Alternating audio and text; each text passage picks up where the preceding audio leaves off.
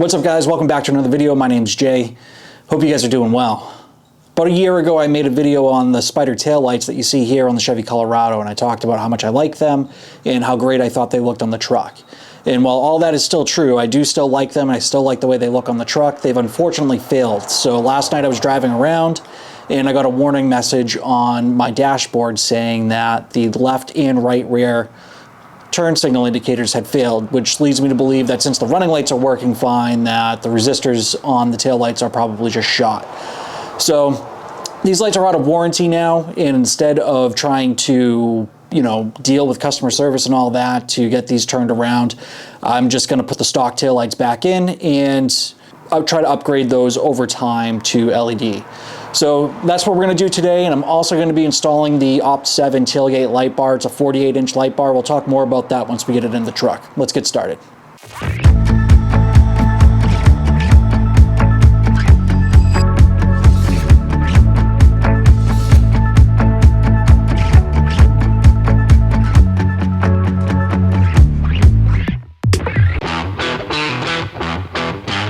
Alright guys, the first thing we want to do is remove the Phillips screws from the side of the taillight housing itself. You can do this with a drill or with a Phillips screwdriver, doesn't really matter.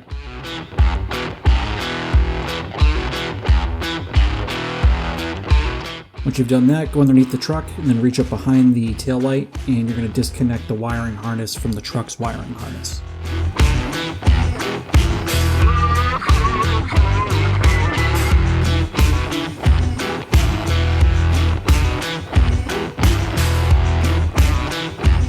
Once you've done that, like you see here, you're going to come back up to the top of the truck and you're going to release the taillight from the two friction fit clips that are holding it in right now. And then just completely remove the taillight. You're going to repeat this process for the passenger side.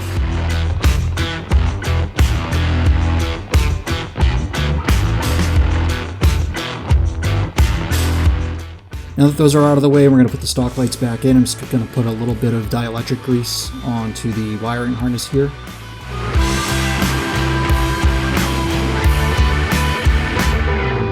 You don't want to use too much, just a dab or two.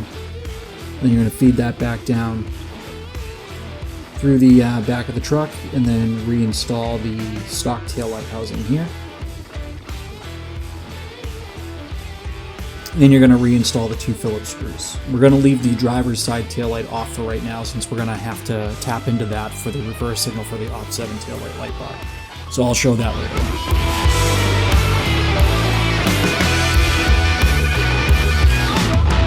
Working on the taillight light bar now, you're going to remove the cable holding on the tailgate here with a flathead screwdriver. Just going to pry that tab up and then release the clip. It helps if you support the tailgate with your knee here. Just take that tension off the cable and then you're going to remove that. And then before you pull away the tailgate, you're going to want to take off the wiring harness that supports the reverse camera on your tailgate itself. So just pop that red clip right there and then you'll pull it apart. Coming back up top, you're going to want to align the tailgate in such a way that it aligns with that clip that you see there. Pull it out towards you and then just remove the tailgate.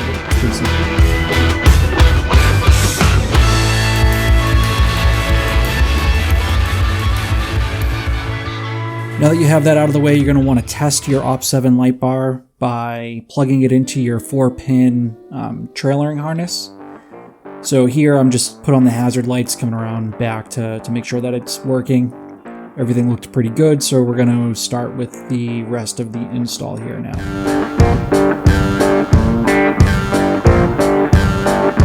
I forgot to get footage of how exactly I mounted this, so this is a little bit after the fact, but you can see here on the Chevy Colorado there's like two bump outs on the driver's side and passenger side, so I aligned it with those bump outs on the top and just ran that from just kind of going straight across, keeping it as level as I possibly could. By aligning it with those two bumps, you'll see that it makes all of the LEDs visible from behind the truck. Here's just a top-down view of the light bar. And you can see here I've got a little bit of damage to the bed of my truck here, so it pushes in a little bit further than normal, but I just backfilled some of this space by using 3M command strips and just stacking stacking them on top of each other and adhering them to the truck. It seems to be working fine. I've been running it like this for a week with no problem so far. That includes going through car washes, so definitely a viable option for you.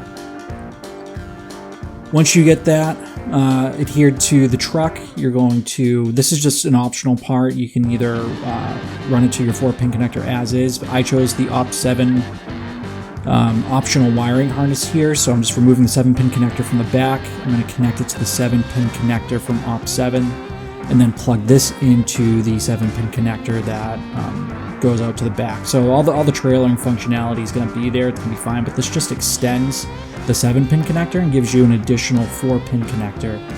So that way I don't have a wire running underneath the bumper to the front of, running from the back of the bumper to the front of the bumper that you'd see. This just allows you to hide the wires for the light bar a little bit better.